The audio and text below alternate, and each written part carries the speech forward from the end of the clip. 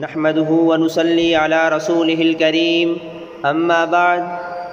جب پڑا وقت گلستاں پہ تو خوں ہم نے دیا،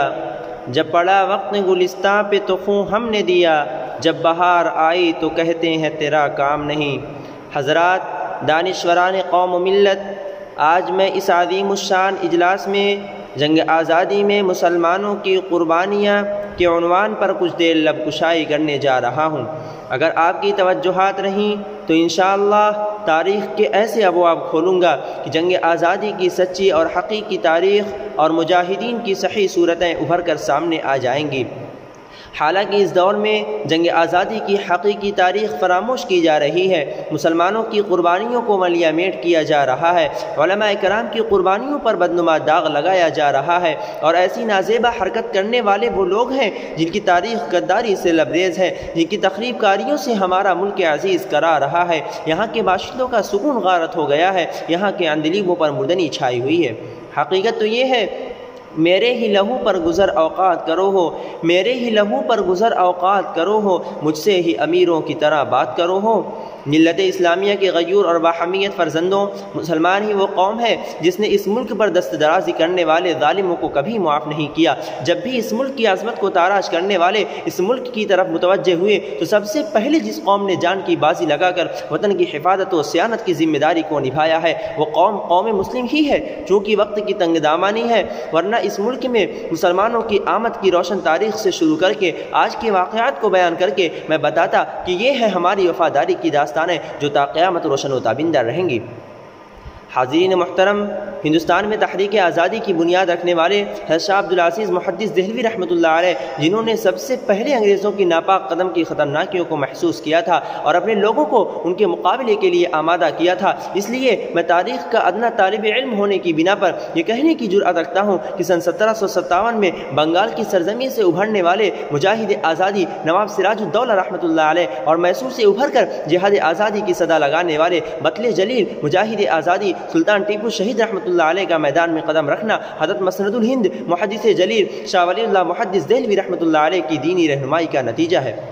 بالآخر جب سن 1799 میں سلطان ٹیپو شہید رحمۃ اللہ علیہ کو شہادت ملی اور ایک انگریز نے سلطان ٹیپو شہید رحمۃ اللہ علیہ کی لاش کو ٹھوکر مار کر کہا تھا کہ خلقت خدا کی ملک بادشاہ کا حکم فرمان انگریز بہادر کا چلے گا، یعنی بادشاہ نام کا بادشاہ ہوگا، وہ ہمارے فرمان کا تابع ہوگا، اس کا ہر قدم ہمارے اشارے پر اٹھے گا، تو انگریز کے اس جملے سے ہندوستانی مفکرین و دانشوران کی نیندیں حرام ہو گئی تھیں۔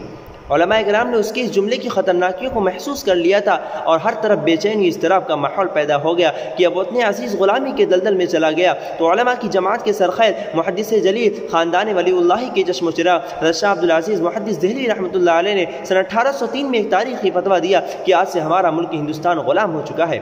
اس لیے یہاں جہاد کرنا فرض ہو گیا ہے۔ اب یہاں کے مسلمانوں کے لیے صرف دو آپشن ہیں، یا تو جہاد یا تو اس ملک سے ہجرت۔ پس حضرت شاہ صاحب کا یہ فتویٰ آنا تھا کہ پورے ملک میں جنگ آزادی کی فضا دکھائی دینے لگی، لیکن سب سے زیادہ منظم انداز میں سن 1857 میں جنگ ہوئی۔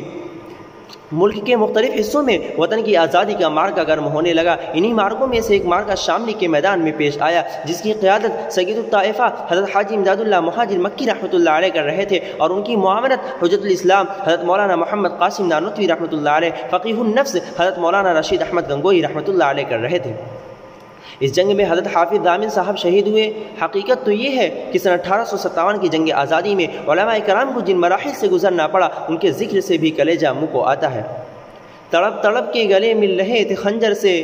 تڑپ تڑپ کے گلے مل رہے تھے خنجر سے، بڑے غضب کا کلیجہ تھا مرنے والوں کا۔ حاصل یہ ہے کہ آزادی کے مجاہدین کا یہ قافلہ رواں دواں آزادی کی تلاش میں سرگردہ تھا، حتیٰ کہ سن 1857 کے خونی مارکے بھی اس قافلے کو نہ روک سکے، بلکہ مجاہدین اپنے مقاصد کے حصول میں سر بکف سر بلند بڑھتے رہے۔ بہت ساری تحریکیں ابھرتی رہیں، بطور خاص ریشمی رومال تحریک، چھوڑ دو ہندوستان تحریک اور دیگر تحریکیں وجود پذیر ہوئیں، لیکن چونکہ اس قافلہ کے سالار بڑے باحمیت، جرأت مند، عزم و استقلال کے کوہ گرا علماء کرام تھے، اس لیے یہ قافلہ لٹتے پٹتے کٹتے بھی اپنی صدا لگاتا رہا کہ زباں کاٹ دو یا میرا سر اڑا دو، زباں کاٹ دو یا میرا سر اڑا دو، نہ بدلیں گے ہرگز خیالات میرے۔ اس قافلہ کی سب سے بڑی خصوصیت یہ تھی کہ ہر دور میں اس کی قیادت دین و دنیا سے آراستہ و پیراستہ کابرین ملت کر رہے تھے، جن کے سامنے وطن دوستی، وطن عزیز سے محبت، وطن کی حفاظت کے سچے جذبات تھے۔ وہ بس ایک ہی بات جانتے تھے، عزت سے جیے تو جی لیں گے، عزت سے جیے تو جی لیں گے، یا جام شہادت پی لیں گے۔ وآخر دعوانا الحمد للہ رب العالمین۔